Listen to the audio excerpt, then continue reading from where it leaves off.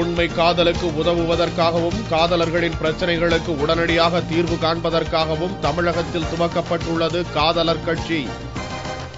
ஆந்திர மாநிலத்தைச் சேர்ந்தவர் குமார் ஸ்ரீஸ்ரீ. இவர் சென்னை கோடம்பாக்கம் பகுதியில் தன் காதல் மனைவியுடன் வசித்து வருகிறார். சர்வதேச பொதுமொழியாக உள்ள காதலில் விழுந்தவர்களுக்கு உதவுவதற்காக அகில இந்திய காதலர் கட்சி என்ற அதிரடி அமைப்பை துவக்கியுள்ளார் இவர். தமிழகத்தில் மட்டுமின்றி எங்கு காதலர்களுக்கு பிரச்சனை ஏற்பட்டாலும் அவர்களுக்கு தோள் கொடுப்பதற்காக துவக்கப்பட்டு இருப்பதுதான் இந்த காதலர் கட்சி.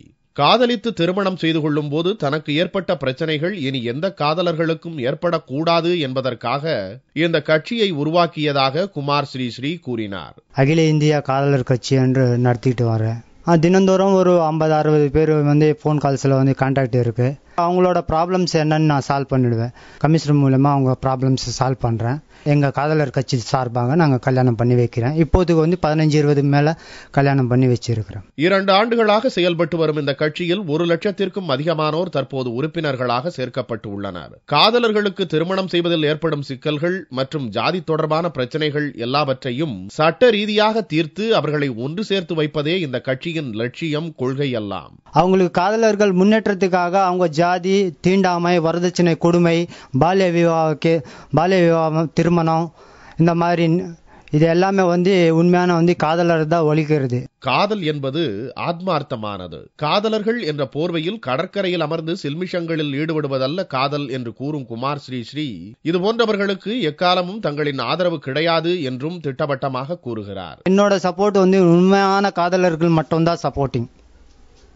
உண்மையான காதலர்கள் அந்த மாதிரி செய்யவே மாட்டாங்க.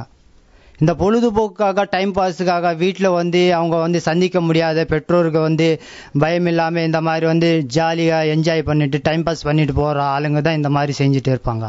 ஆனா உண்மையான லவர்ஸ் அந்த மாதிரி கிடையாது. காதலிப்பவர்கள் தங்கள் காதலுக்கு வீட்டில் எதிர்ப்பு அதிகம் என்பதால் பல காதல் ஜோடிகள் இந்த கட்சியில் இணைந்து தங்களுக்கு ஆதரவு தேடி வருகின்றன. நான் 4 வருஷமா ஒரு பொண்ணை லவ் பண்ணிட்டு இருக்கேன். எனக்கு பேரண்ட்ஸ் எதிர்ப்பு தெரிவிக்கிறதுனால இவங்களோட பப்ளிசிட்டி ஆடை பார்த்தேன் நான். அதனால இந்த கட்சியில் சேர்ந்தா எங்களுக்கு ஒரு பாதுகாப்பு இருக்குன்றதுக்கோசம் நாங்கள் இதில் சமீபகாலமாக ஒரு 1.5 வருஷமா கிட்ட நாங்கள் இருக்கோம்.